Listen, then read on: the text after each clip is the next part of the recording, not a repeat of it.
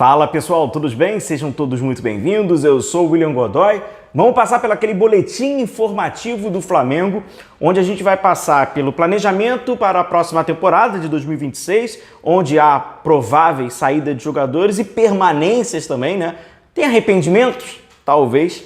Além disso, a gente vai falar sobre a competição menos valiosa do Flamengo na temporada. Digamos que ela tem menos valor esportivo, mas ela vai ter um valorzinho econômico. Melhorou um pouco, tá? Vamos passar por essas informações, vamos passar aqui também pelo... Você viu a declaração do Emerson Royal? Ele acabou ali abrindo o jogo, né? Sobre alguns dos problemas dele na temporada, tem uma perspectiva de melhora para essa de 2026, enfim. Então, amigo rubro-negro, chega junto aí, deixa o seu like, deixa sua curtida, não se esqueça de se inscrever no nosso canal, o amigo que ainda não conhece aqui o nosso trabalho. Diariamente a gente fala sobre o nosso Flamengo. Espero que você tenha tido uma excelente noite de Natal e obrigado por estar aqui com a gente. Vamos começar aqui falando sobre o Campeonato Carioca, pois, galera, vai ter sim premiação, afinal de contas é uma obrigação, né? Você está envolvendo jogadores profissionais, clubes profissionais, com orçamento milionário e bilionário, sem premiação. Então, o campeonato estadual da temporada de 2026, se caso o Flamengo conquista esse tricampeonato, mais um, né? Entre vários que o Flamengo já tem na sua história, a gente está falando aí por cerca de praticamente 30 milhões de reais. Para quem estava jogando de graça, jogar por 30 milhões, poder alcançar ali 30 milhões, né? É já de uma grande ajuda. Agora, na minha opinião, eu acho que esses 30 milhões, enfim, não importa qual o valor da premiação, ela não pode te induzir no seu planejamento do ano por causa de campeonato estadual. Mas, de qualquer forma, é sem dúvida nenhuma melhor vencer e ganhar ainda um cascalho no bolso do que você vencer o papelão que era anterior, né? Promovido aí pela Ferg, sem premiação. Então, o campeonato estadual já vai fazer tem um faz-me rir no final aí de uma premiação, beleza? Vamos falar sobre o Emerson Royal, pois o atleta acabou, né, de uma entrevista que ele deu para a ESPN, ele acabou falando um pouquinho sobre a situação dele, e eu acho que ela é realista. Primeiro, ele mostra, de fato, que foi abaixo, né? O final da temporada do Emerson Royal não foi legal, tal, isso é um fato. Além disso, o atleta falou dentro da realidade dele, e a realidade dele também não pode ser ignorada. É por isso que a perspectiva é que, poxa, então, agora, cara, você que vai ter uma dinâmica e uma demanda muito maior de tempo para você trabalhar o corpo, trabalhar fisicamente e dar uma emocionalmente também, então vamos trabalhar para 2026. A realidade ela é essa, é um fato. E aí o Emerson Royal disse, né, que eu fiquei fora por 4 meses com uma lesão no tendão, cheguei aqui sem fazer a pré-temporada na Europa e com uma semana de treino já tive meu primeiro jogo. Sei que posso ser melhor. Ah, pô, Godoy, me parece ser desculpa. Cara, é a realidade, tá? Essa é a realidade. É o cara que chegou ali, né, no meio da temporada e de fato veio da lesão, veio do histórico. Você que acompanha o nosso canal periodicamente aí sabe que a gente traz análise sobre os atletas, inclusive, né? A gente fez uma agora recente sobre o Tati Castelhanos e tal. Nós fizemos, evidentemente, sobre o Emerson Royal e eu falei com vocês sobre essa lesão, eu falei com o tempo dele fora, falei sobre esse período de adaptação que iria ser necessário. Então, vamos imaginar o seguinte, não tem nenhuma novidade. E além disso, tem a questão também do atleta, né? Que não é um atleta que tecnicamente tem das suas maiores referências. Então, eu acho que o Emerson Royal ele não foi uma exceção, né? Ele foi mais um, né, desses jogadores que acaba chegando e sem a preparação ideal, tem um rendimento abaixo, mas a exigência, a expectativa e pelo valor investido é que na próxima temporada de 2026, ele tendo uma pré-temporada, ele consiga, né, alcançar um nível mais próximo daquilo que se idealiza, onde, na minha opinião, eu reforço, o Emerson Royal foi muito abaixo. O Jorginho também chegou no meio do ano, né? Mas o Jorginho não vem, né, dessa lesão desse período tão longo, né, quanto o Royal, mas aí que eu falo, a gente tem que tratar esses jogadores que conseguem de forma imediata já competir, já performar como exceção. Então, no caso, o mérito é do Jorginho, tá bom? Então o Jorginho já conseguiu, o Emerson Royal não conseguiu, mas para o próximo ano é muito importante o Emerson Royal conseguir entrar em forma, o Emerson Royal conseguir render, se ajudar, ser útil, porque o calendário precisa e senão o Varela não vai conseguir fazer 80 jogos, né? O Varela tá num nível e atuou muito bem no final dessa temporada, né? Um dos principais jogadores no final da temporada. Vamos falar aqui sobre o Vitão, porque, cara, é engraçado, né? E aí em seguida a gente já fala sobre prováveis e saídas. O Vitão fica naquela consideração, né? O Flamengo quer o Vitão desde a temporada passada, e aí o Flamengo vai negociando com o Internacional. Você sabe que o Internacional deu calote do Flamengo, porque o nome disso é calote, né? Ele não pagou o Thiago Maia. Então o Flamengo, de uma certa forma, tem interesse no atleta do Inter, o Inter te deve um valor, vamos descontar esse valor que o Inter tem a pagar, e a gente está falando de 4 milhões de euros. Claro que por esse tempo, né, safado que o Internacional não pagou o Flamengo, ele vai correr juros, é natural. Quando você atrasa a sua conta, você não paga juros? Não paga juros? Ou você pede favor? Não, peraí. O cartão de crédito não cobra juros, não. O Internacional está querendo, né? O Internacional entrou nessa, né? Tá achando que a gente tá, né? O Flamengo tá prestando um serviço ali de caridade pro Inter, não tem juros.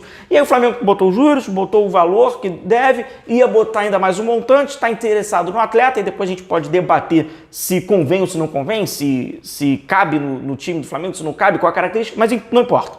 Tem a negociação, aí o Inter ficou meio assim, porque apareceu o Cruzeiro.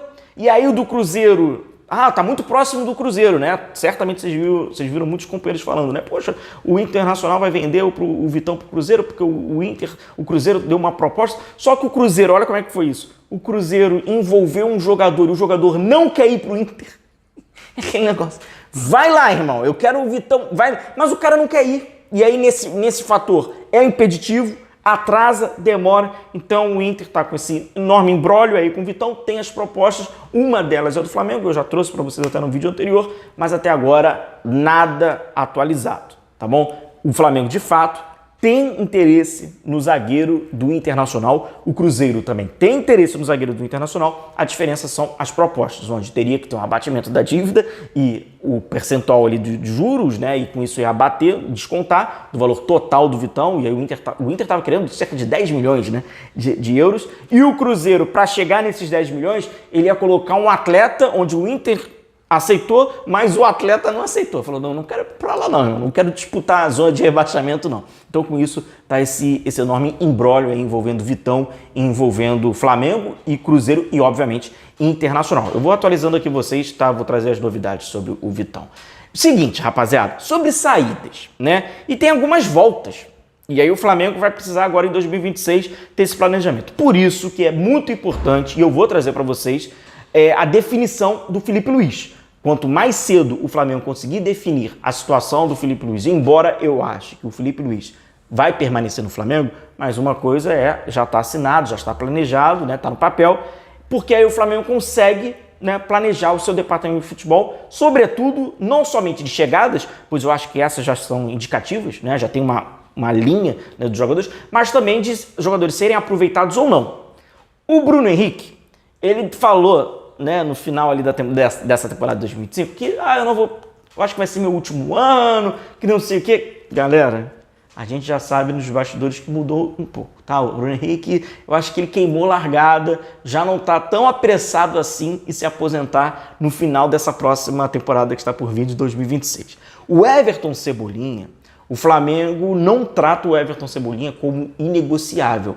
Embora o Everton Cebolinha seja aproveitado pelo Felipe Luiz e o Felipe Luiz até conte com o Everton Cebolinha, mas dependendo da proposta que o Flamengo receba pelo jogador, o Flamengo venderia o Everton Cebolinha.